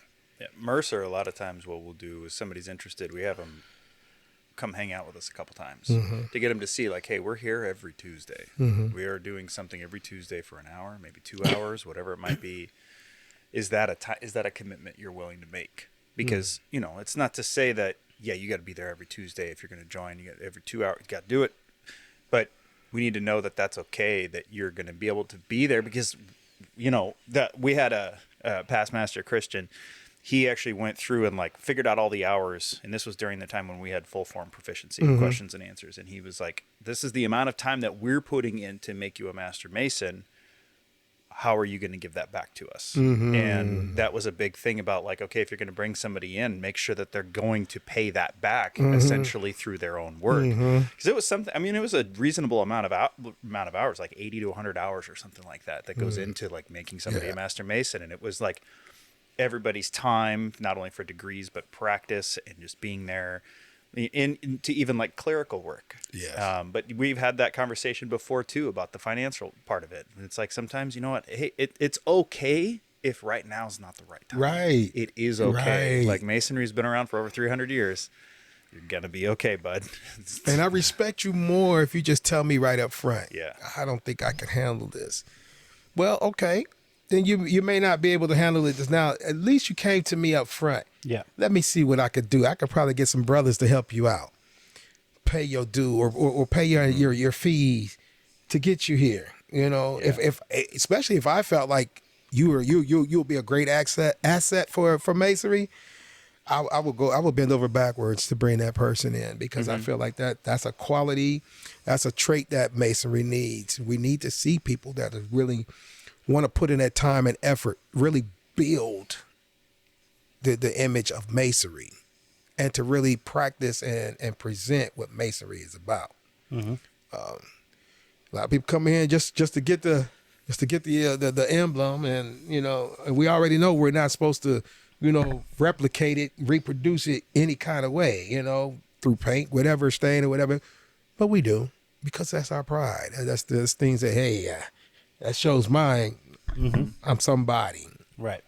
That's fine and dandy, but for the most part, if we could just get them to understand that this is no joke. I will take you, but you have to show me something again. Show me something because I'm paying you wages. Show me that my wages that I'm paying you is really, beneficial to you. Yeah. And what you can get out of masonry. That's basically what it is. Yeah. Them wages. Them wages. I would start off with the simple question of why. I think if they can articulate why, then you can get to a quicker answer, a quicker response as to what their intentions are. Yeah. Because not everybody has, I would say, just intentions. So you can weed out if you should entertain the conversation or not. Mm-hmm. Tell me why, then okay, what do you know? And once you get behind it, once you see where their foundation is coming from, then you can either solidify that foundation or just blow it up. Mm-hmm. Just walk away. All right there, champ. Yep. Good. Gonna be just fine. Yeah, I think that's good. I think why is very important too, and I think it's also important to have the why as a conversation because there's also a lot of situations where guys come in and they say, on the petitions, why? What are you seeking to gain from here? And it's brotherhood or this and that. And I think a lot of times it's because they're like, I don't really know, or they might be like, this is probably what you want to hear. So I think it's important to have that conversation. Okay, well then what is that why? Like let's talk through this. Let me provide you with some context as to the things that we do to see if this makes sense to your why. Right. We've run in before to somebody who's like just trying to gain connections, and we're like, this is not it. This is not it. This is not it. Use Google. Come through the front door, find out it ain't what they want, and out the back door. Yeah. So, absolutely. That kind of leads me to, what do you guys define as clandestine, and how do you feel about that when it comes to masonry? I personally have not ran into it that I know of. What does that mean to you, being clandestine? Clandestine to me, one of two things. It's either just a lodge that's not recognized by the Grand Lodge. That's one. Right? Which is probably because of the second reason, that it is somebody that's got the copycat syndrome or something. The Illuminati, the Jim Jones syndrome. Yep. Yeah, those, yep. Got you. And to be honest, it really pisses me off. Like I said earlier, why copy us if you want to be this great and good thing? All they're doing is using masonry to try to make money from it. Find something else. Right. Yeah, some are. Because our founders, they went through a lot to build this, put this together. Somewhere in there, I don't think they thought back then that this was going to be as big as it is. Mm-hmm. As masonry is. And I don't think that they thought that we were going to have two sides, AF and AM and a PHA. It's a beautiful thing because as I look at it, I don't see the color. As I look at it, I don't see where that divide is, because even though your writ might say a word different from what our writ says, it still says the same thing. The lesson's the same. Yes, Yeah. Everything is still the same. We just practice it differently, and we still get to the same goal, that common goal. And as long as we're pleasing the grand architect of the universe, I don't care what anybody says. I get just a story that popped in my head, and if I don't say it now, then I'll forget it. one of my first interactions, I knew who Freddie was, Uh-huh. but one of my first interactions with the Prince Hall Mason, we were at the car show at Tangier, and a young brother came up and said, "Oh," and he shook my hand. He was, "Nice to meet you. What's your name?" And my name's Jonathan Wright. I was just raised as a Master Mason, and we don't talk all the time, but I know I can call him or text him or any, if I need anything. I needed your contact info the other day, your phone number. He hooked me up right away. Like, it's just that simple. It's just a chance encounter. We met at a car show, Yeah. and that was it, man. Yeah. But he really impressed me as a fresh Master Mason to be that outgoing. And like I said, that was really my first interaction with a Prince Hall Mason. Mm-hmm. At the time, I didn't even know there was a difference. And to me, there really isn't. Yeah. Outside of a jurisdictional paperwork thing. Yeah. Jonathan's a good brother. Yeah. He is. He's an excellent man. It's just, when we get new guys come in or new members come in, new brothers come in, I just wish there was a way that we could just make sure that they're comfortable because they're already nervous. Mm-hmm. Being newly raised. And now, since I'm raised, I'm getting ready to walk amongst, a whole bunch of people that are traveling. Then you get those travelers that like to challenge the new guys. There's we need to come up with a mechanism where we can shield those new members from being attacked in such a manner. I can't say what happens on your side, the AF and AM side, but I know on our side there's times where we got the new members being challenged to the point where they just don't want to come back anymore. You done went through all this time. Like you spoke of earlier, Eric, you spent all this time and effort in these people, and then they come in, they get it. Then somewhere in there, that experience after getting raised, they're like, man, I ain't coming back. Mm-hmm. Yeah, we got to work on that too. So, and that's what I would tell, anybody that's interested. When you come in, you're going to have to stand your ground, and you'll figure it out yourself. You're a grown man. Because if you're past 18, you're a grown man. You should be able to discern what's right, what's wrong, and who you want to hang out with. So. Yeah. One thing I can guarantee to any Mason, new or not, nobody in that room wants to see you fail. Not at all. Not at all. And, yeah. I think that comes in with the education of the EA, and the fellow craft and before Master Mason, is to prepare them for that, to let them know this may happen, and if this happens, this is how you respond and things like that. So you give them the confidence to be able to deal with the wolves, But see, that falls back on your deacons. Yes. That falls back on your deacons to make sure that they're taken care of. Yeah. Nobody's supposed to.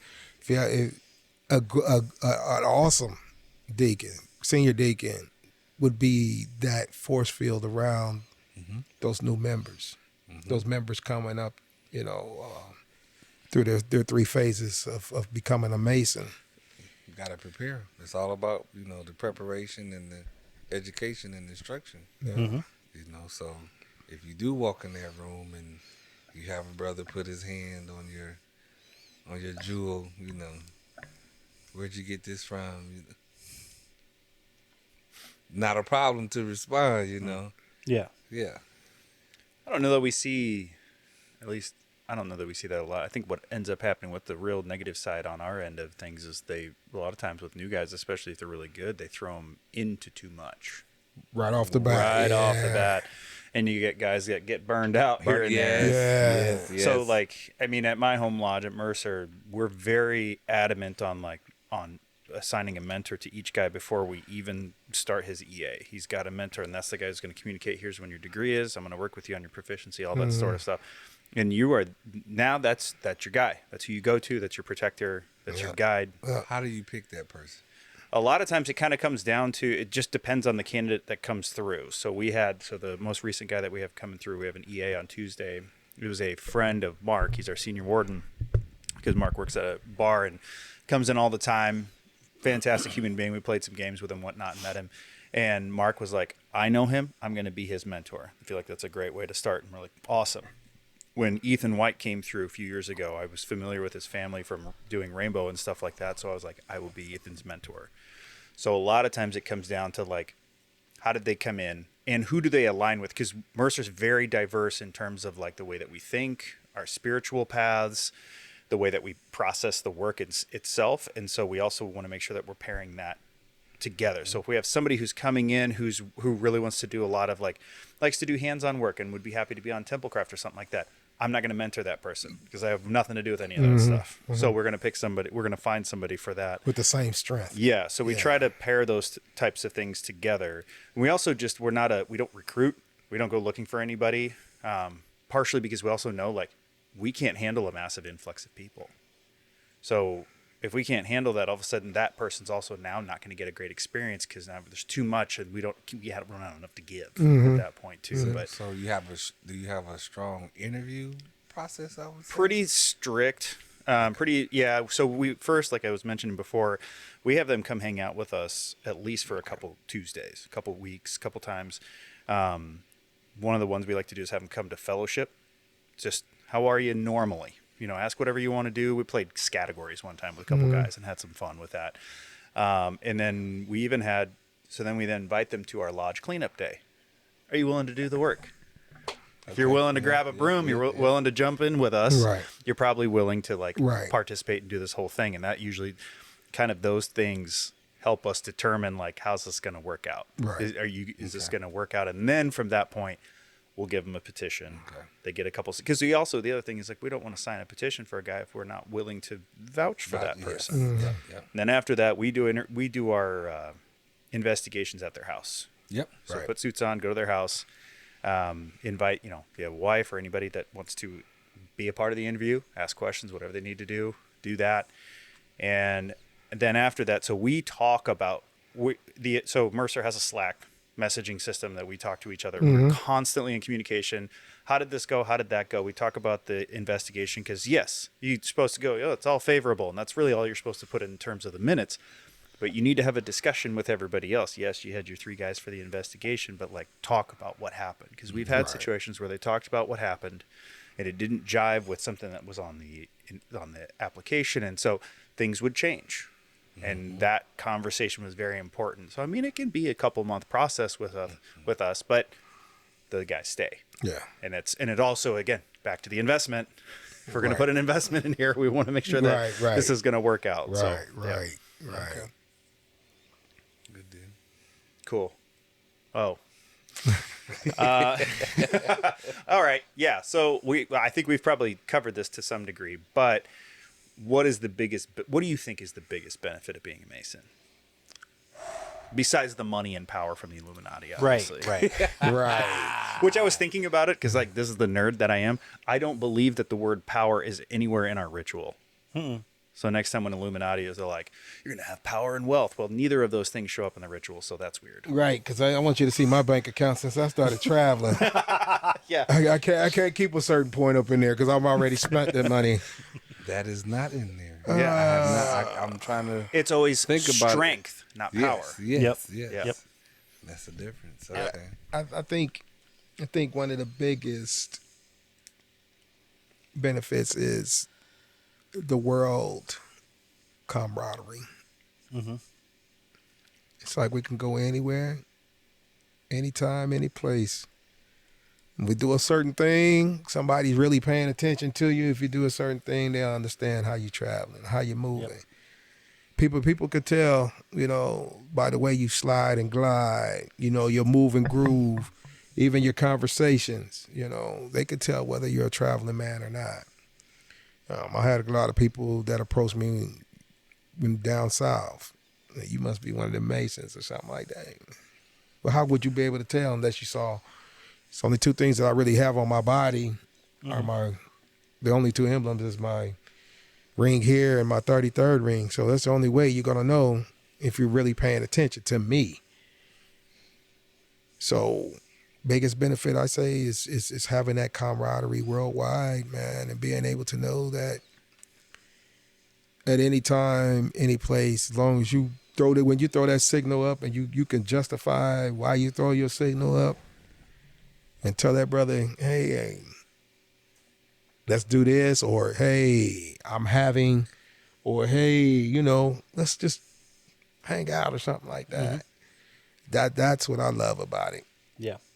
This young man right here, ever since we met each other, man, it's been inseparable. Locked and loaded. You know what I'm saying? We get on each other's nerves. Yeah, I'm never gonna lie about that. We get on each other's nerves. I may get on his more than he does mine, but for the most part, man, I got mad love for this brother right here. Oh yeah. And even on the AF and AM side, I got mad love for all you brothers over there. Very first time I was introduced to the AF and AM side, it was been nothing but love, and I love that. So, man, the table, what is it called? Table Lodge. The Table Lodge. Oh my goodness, that is awesome. You ever done a ladies at the table? No. It's not as exotic as it sounds, but I do have a question for you guys though. He was speaking on the jury.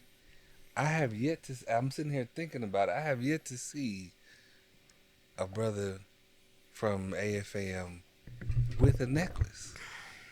Like, I wear my necklace. I'm at work. I wear my necklace all. Okay, you are the first person that I've seen wearing a necklace. Never comes off. Because you guys, I've never seen a piece of jewelry, or you wear the rings, but I haven't seen that. I'm thinking to myself, is that something that's taught to them, not to? Nope. But I see that you have it, so okay. It's just personal preference. Yeah, okay. Jim won't even wear his wedding ring, much less a Masonic ring. I would say the biggest benefit for me, I would say, is being humble. My humbleness. I think that takes you far, as far as in the world of masonry, being able to, as I spoke on before, subdue your passions, but just being humble and not egotistical and judgmental, but just overall, just a humble person. I think that speaks volumes. It's a silence that speaks for itself. Speaks for you. Yeah. agreed. You want my take on it? No, I'm sure. Oh. I mean, are we doing round robin on this one? Sure, Yeah. sure. Mine is kind of along the lines of the worldwide camaraderie. Like, you have a brother anywhere you go. But a little twist on that is, I would have never met you two guys if it wasn't for masonry. I wouldn't meet these two guys if it wasn't for masonry. Mm-hmm. The best friends I've ever made in my life are because of this fraternity. Mm. Yeah. And for that, I'll be forever grateful for that. Yeah. If nothing else ever came to me from masonry, that's enough right there. I can agree to that. Yeah. I can agree to that. Shout out to Floyd Williams and Jerome McCowan. Them Percy, we call ourselves the Four Horsemen. Yeah? There you go. Yeah. Yeah. I didn't come up with this one. This was actually a past master of Mercer, a good friend of mine, Michael Barnes. And we all are different communicators, and we have different personalities. We have different likes and dislikes. But when it comes to masonry, we have a common language that we can use when we talk to each other. And I think that's one of the biggest benefits of masonry is that we don't all talk the same. We don't, when Joe and I aren't going to use the same vocabulary to describe what we're going through or how the day was or anything like that, but we can understand each other through that common language of masonry. Right. And I think in being able to, of course, everybody knows you should be a good person. It will feel better and it will be just better for society. But when you have a common language to be able to utilize amongst other people to share that with and then become accountable with, it makes it a lot easier to kind of make sense of it. Yeah. So having that common language, having a system that you can have a common language underneath I think that's the big benefit for me. All right, we have reached the portion of our show where we're going to pull up the old Google machine here, and we're going to pull a random number, and it'll correspond with a question. Who should we start with first? Yes. Yes. Justin, this is for you. Question 18. Okay. That's not 18. That's not 18. I'm getting there. I'm slow at math. Not bad at math. I'm slow at math. All right. What is the funniest thing you have seen happen in a lodge?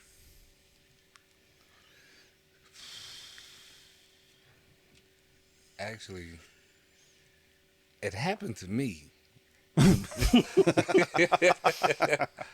In Lodge, I had just got a new suit, a new black and white, and didn't have a chance to really try it or anything like that, but I stood up to say congratulations to some newly made Master Masons, and my pants just I said, what the hell?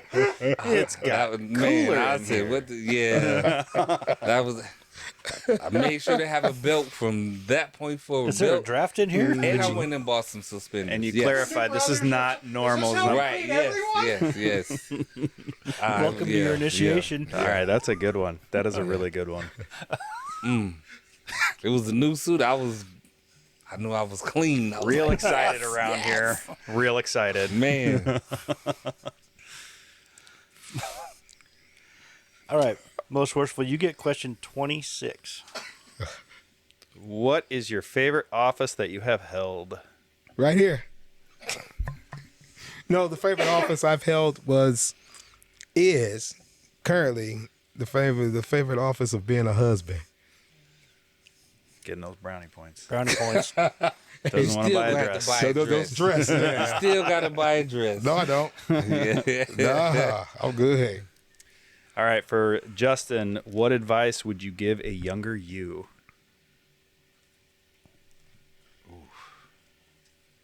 A younger me. Take your time. Take your time. Yeah, take your time. Don't rush it, because as I said, I came in 2018 and I'm Deputy Grand Master already. So I know there is, in a normal world, no way I would be in this position. I would barely be making it into Grand Lodge, if things were normal. So yeah, just take your time, because this next year, I got my brother right here. I feel it's gonna be a challenge, but at the same time, I'm looking forward to the challenge, and I plan to just sit back for the most part and listen, listen and learn, All right. Percy, how could lodges or masonry in general reach untapped audiences? Stepping outside the circle. Ooh, that's a Freddie question. Stepping outside your comfort zone. I just believe that all too often, any fundraisers that we do, we only stay within our circle. Mm-hmm. Yeah. It's not really doing anything for the community. It's not really doing anything for that money, that dollar that you're just passing back and forth. Yeah, Where's staying inside the system. Right. Where's the return on that investment? You don't get to do anything, you don't get to see anything like that. So, yeah, stepping outside the circle or your comfort zone or whatever have it to be, and really accept the challenge, because it's scary. It's scary, and I know how it is, because the level in which I have to conversate with people is a level in which I've never thought I would have to speak on. I'm always a happy-go-lucky person. When I open my mouth, it just flies, Now I have to be very careful with my mouth open. Do I have enough salt? Do I have too much salt? Do I have too much fire on it? I have to be very, very conscious. So, yeah, just stepping outside that comfort zone, I think would make a lot of lodges a lot better. And respect each other. Yeah. Respecting that comes first and foremost. Having respect for yourself, and then the lodge, and then everybody else. So, All right.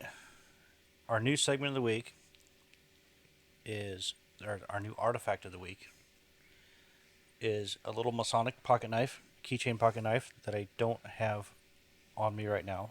Pictures. Just imagine it. It's like one of the little miniature Swiss Army knife things. it comes out. Just be the knife. Be the knife. Be the knife. Yeah, it's kind of cool. Right on. We'll throw pictures on our socials. Not really that exciting of one this time. Cool. I mean, you could always cut here and throw in a picture of it for the video part of it too. Yeah. Heath. Yeah, Heath, do that. He doesn't listen to the show. Note. Our producer doesn't even support the show. Well, yeah. He's working. He is working. Well, he's at work. Is that your son? Yeah. He's at work. Yeah, he works till 11 o'clock at night now. Oh, He's a baller. what does he do? He's a mechanic. He's a shot caller. Okay. 20-inch blades. Hey. We were going in that direction. Yeah. I was like, I'll jump in. He did it my highway. Riding dirty. Jim, let's start with you. Do you got any shout outs? Oh, I'm thinking of one. Come back to me. Come back to Jim. My shout out is to Prince Hall Masonry. I think you guys are the second and third Prince Hall Masons we've had on the show, to include Most Worshipful Freddie. I don't understand why there was ever a divide. Really, honestly, I don't understand it. some of the best men I've met. I do. I don't Society. understand it. Yeah. I don't understand That's it. what it is, society. What about Dwayne? Oh yeah, Dwayne. I forgot about Dwayne. And he's so forgettable. That's my senior. Oh, I don't mean that, Dwayne. That's a joke. works. He works. He Gets works after his it. ass off. Yes, he Yeah. does. Yeah, Yes. he's real good. He's focused. Yeah. He's very focused. Yeah, you want something done, you just put him on. He's like a pit bull, and he just goes after it. So I have not had any issues, man. This is what I want. All right, Grant. Yeah. It's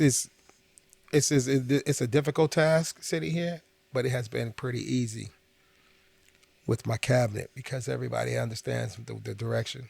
Yeah.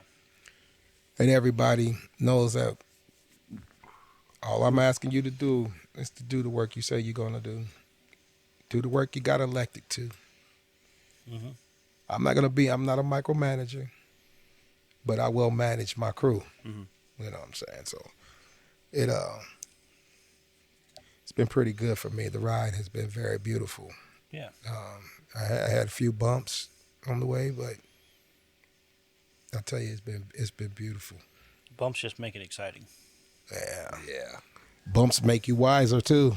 Yes, they do. Gotta have a Bumps good make cushion. you write books. Yeah, that's right. Gotta have a good seat cushion. Yes, sir. What about you, Eric? Any shout outs? Yeah, actually, so as somebody who like plans stuff, band camp and events and all sorts of things, like just going through Scottish Rite the last couple of years and doing the 8th degree and whatnot, I want to give a shout out to the guys that put that stuff on. I mean, that is a whole production. I mean, literally. I mean, it's literally a production. So, all those guys like Shad and AJ, Micah. I mean, everybody.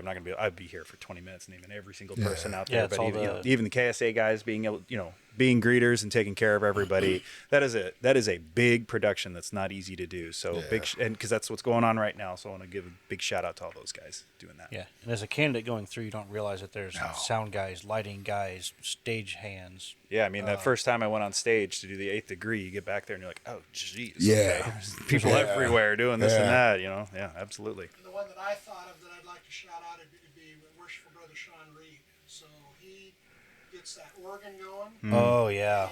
In the spring reunion, he was missed. That music, it's a completely different environment with that organ going between and during. And Yep. That's Yeah. pretty sweet. I'd second that shout out. Justin, what about you? I'll shout out to you guys, AFAM. Shout out to my Prince Hall family.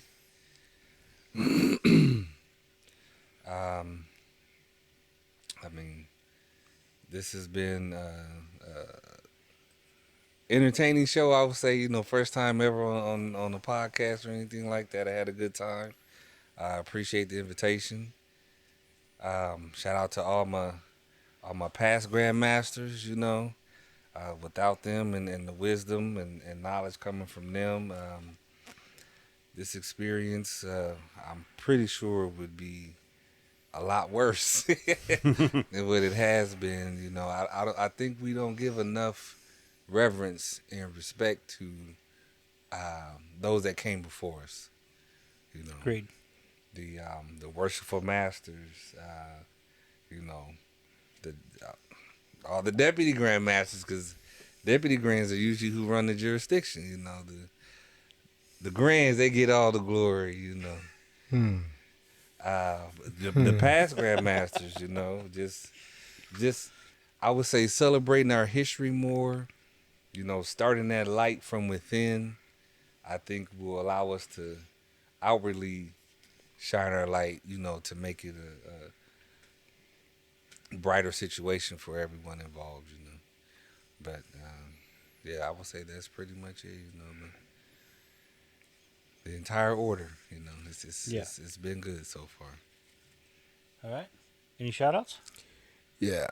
First of all, I want to give a shout out to the Grand Architect of the Universe, my wife, Latasha.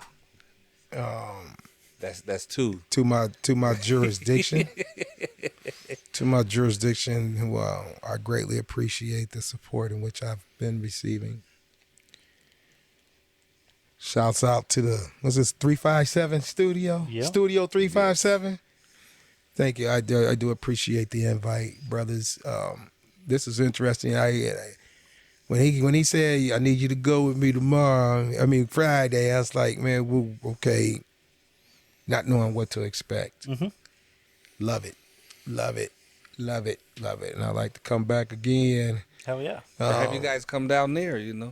That would You be can awesome, also do something down there with your podcasting.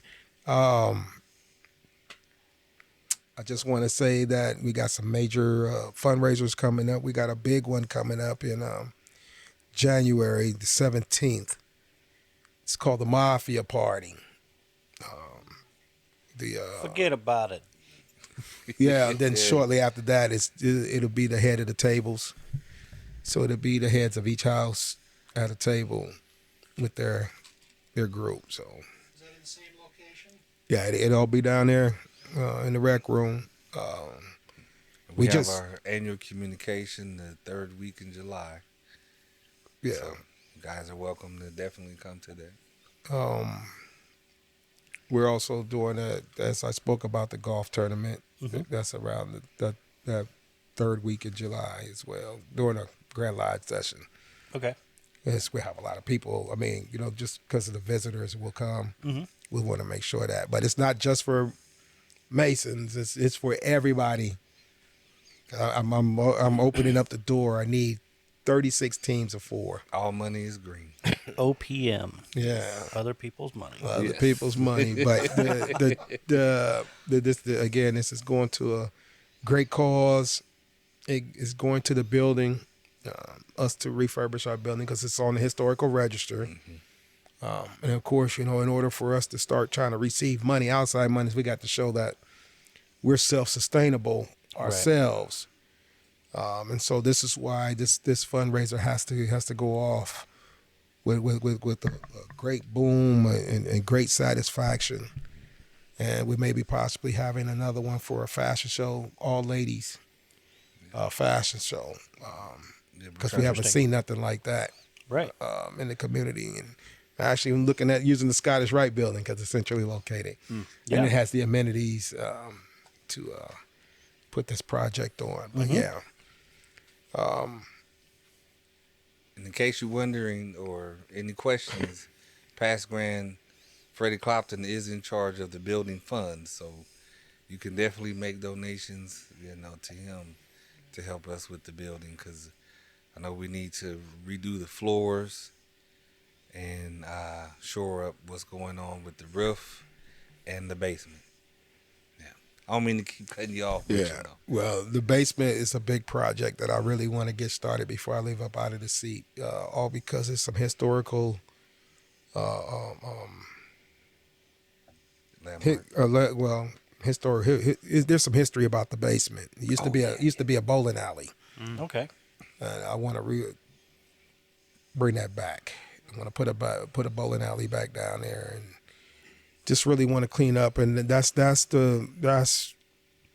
really a major focal in which I would like to see get off the ground, at least the planning stage of it. Right. The concept is here, but the planning stage needs to be developed in order for this project to go off. And just like I said, I'm out here grinding. I need whatever funds that I can get to get this building to shine like a diamond. Yeah. Like it used to. So, no, that's pretty much it, the information that I wanted to pass on. My shout outs. I mean, there's a lot of people I want to shout out to. It's been part of my life, especially my Masonic life. But yeah, generically, I'll just say my shouts outs to everybody who's traveling. All right. How can somebody reach out to you if they want more information about these fundraisers? Yeah, if they want to, well, we're getting our website up. You'll talk with my deputy grandmaster, Justin Jones, or you'll speak with my senior warden, Dwayne Jackson, Sr., or you'll speak to my junior, Thomas Davis. Shout out to Thomas. Yeah. Get well soon. Can't wait to have you back. He had surgery. Oh, no. And so, he's been out for a few weeks. Yeah, so they'll be the ones to contact, and we'll actually start getting that information out as soon as we get it all locked down and solidified. But they will be the main contacts. Okay. And I'll just be the backup. But for the most part, just try to get this project off the ground. Make sure that it becomes an annual project, not just a project because I just sat here. I want it to go. Yeah. I mean, there's a lot of things that we have on the horizon that we need to do. We would like to do, and I'm pretty sure that we're going to do. If it doesn't happen in my tenure during my regime, I'm pretty sure it'll be with the forward-thinking, young, and upcoming grandmasters behind me. So I'm on Facebook. You can contact me on Facebook, on Instagram. Email is justinj@worthy-dental.com. Welcome anybody that wants to be a part of the brotherhood of the jurisdiction. Wants to donate. We're always looking for ways to improve what we have going. So there you have it. yeah, and in my email, just to be talking, if you want to talk to me about just masonry, period, it's PercyNewton06@gmail.com or MWGM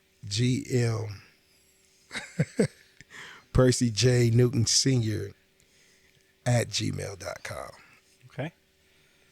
And if you're driving right now and you don't want to write that down while you're steering, we will put our show's email, I think, is at the end of the show. You can just pause it, or you can go to our Facebook,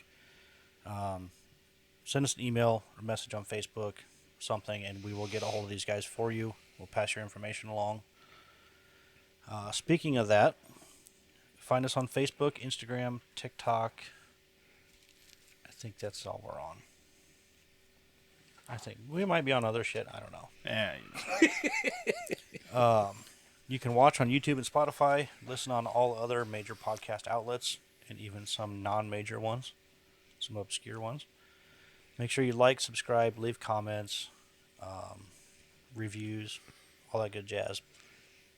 Next episode will be with Kathleen Foster.